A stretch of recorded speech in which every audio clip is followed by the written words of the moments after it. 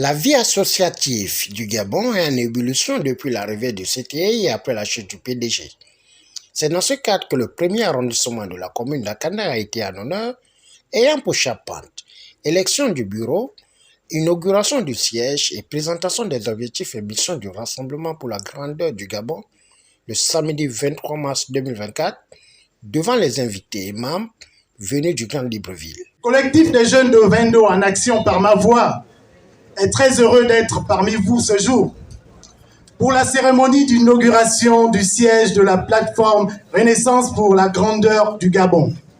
Le Gabon, notre pays, a connu des fractures politiques, sociales et économiques qui ont instauré un climat instable et laissant les populations vulnérables.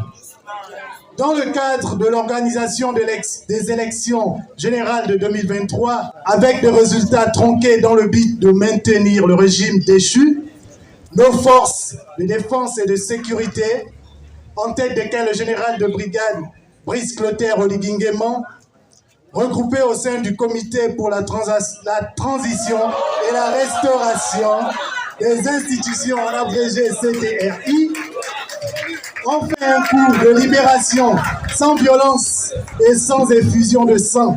Au sein du RPPG, nous adressons notre soutien inébranlable au président de la transition, chef de l'État, pour son leadership visionnaire et son engagement dans la faille envers notre nation.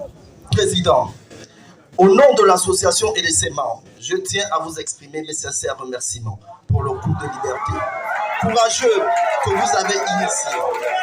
Votre leadership et votre détermination ont ouvert la voie à une nouvelle ère de liberté, de démocratie et de progrès pour notre chère nation. Car grâce à votre action, de nombreuses voix ont été entendues et notre société a eu l'opportunité de s'engager dans un dialogue national crucial pour notre avenir commun.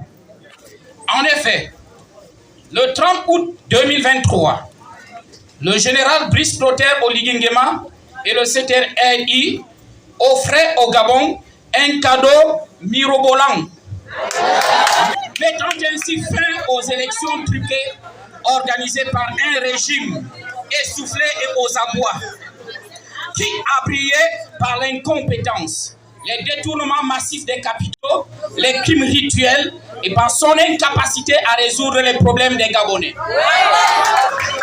Au lever du soleil de mes propos, je tourne mes salutations distinguées et mon profond respect au président de la transition, chef de l'État, le général de brigade, Brice Clotaire Oligui-Nguema. J'en profite également pour lui dire un grand merci pour le coup de libération du matin du 30 août 2023. C'est un acte louable et majestueux qu'il a initié, faisant preuve d'une grande bravoure et d'un grand esprit de détermination. Montesquieu disait « Une injustice faite à un est une menace faite à tous ». Dans ce même élan, je tiens à le féliciter pour l'initiative du dialogue national qui aura lieu sous peu.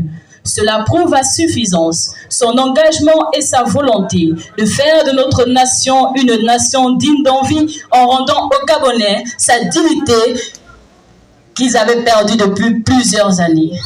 Après les allocutions riches et soutien au CTI, Séraphin Ondumba, leader associatif bien connu depuis environ 10 ans dans les œuvres caricatives dans le giron national, coordinateur général adjoint et le numéro 1 du RPGG Steve Mbumba, dit la machine, et fervent défenseur de la vision du CTI, n'ont pas hésité à fixer le cap à travers des discours émouvants. Notre pays, le Gabon, vit une nouvelle page de son histoire.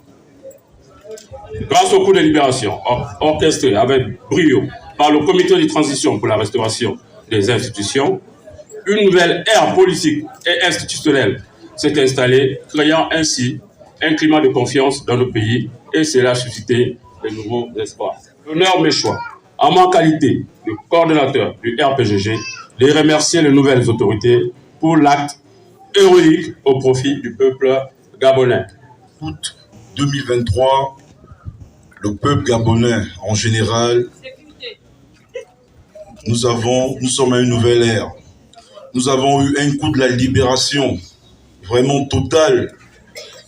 Nous avons été embrigadés pendant des années parce que les autorités d'hier ont fait de ce pays un pays fort en politique. Mais aujourd'hui, on peut constater que le CTRI, depuis 6 mois qu'ils sont à la tête de ce pays, ils sont en train de faire du Gabon un pays fort en économie. Et qu'est-ce qui fait la force d'un pays? C'est l'économie. Voilà pourquoi nous devons soutenir le CTRI. Nous devons être derrière eux. Parce que depuis 6 mois qu'ils sont à la tête de ce pays, on peut constater qu'il y a beaucoup de réformes qui ont vu le jour. Nous-mêmes, on témoigne dans les réseaux sociaux, partout, dans les bars, dans les Madouaka, Mapan, tout ça là. Et c'est le réel. Ils ne sont qu'à 6 mois. Regardez tout ce qu'ils ont déjà fait. Est-ce qu'on ne doit pas les soutenir?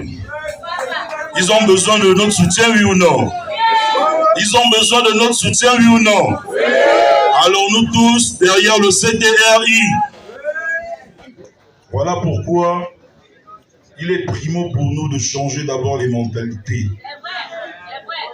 Changeons d'abord de mentalité. En changeant de mentalité, ça nous donne la force de développer également notre pays. Alors je vous invite à être une jeunesse vraiment consciente des enjeux actuels. C'est suite à la coupure du ruban, suivie de la visite du siège, qu'un membre de l'état-major de la plateforme associative a donné son sentiment face aux enjeux de l'avenir du RPGG à l'ère de la transition prônée par le numéro 1, le général de brigade Blaise Clotaire Oligingema. De notre siège social, les responsables associatifs au sein du RPGG ont jugé utile de se retrouver aujourd'hui à l'Assemblée générale pour élire officiellement la coordination générale de notre plateforme associative. Nous sommes très heureux, nous nous réjouissons d'avoir mis à la tête de notre plateforme associative M. Sim Lumba comme coordinateur général et M. Séraphin Lumba comme coordinateur général. C'est la renaissance de la grandeur du Gabon, c'est une plateforme associative.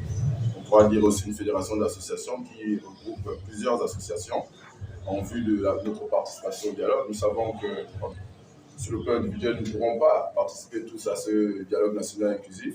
Donc c'est ce regroupement d'associations qui désignera sûrement selon les quotas donnés par la coordination du dialogue national des participants, sinon les représentants de toutes ces associations et qui vont défendre les idées de ces associations au dialogue national inclusif. Nous notons que c'est à l'aube du dialogue national inclusif que cette inauguration du siège marque un nouveau chapitre dans le monde associatif gabonais. Il convient de noter que, vu l'ambiance, l'engagement à l'unité et la redynamisation du Gabon, le RPGG ne jouera pas la figuration ni un feu de paille.